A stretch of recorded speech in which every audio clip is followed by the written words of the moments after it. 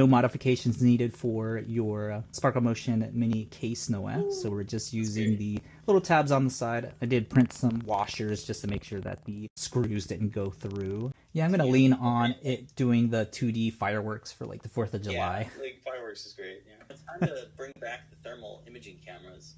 So what I have here is a 3D printed case that I designed yesterday. Camera module V3 down here. And the MLX thermal imaging sensor right here. So they're side by side. Liz Clark is going to do some Python code where it overlaps.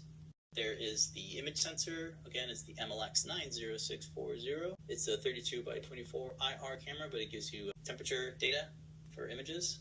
And then this is just prototyping. This is like one of the Noir camera, really nice, high quality image with an overlay, the heat map overlay onto that image.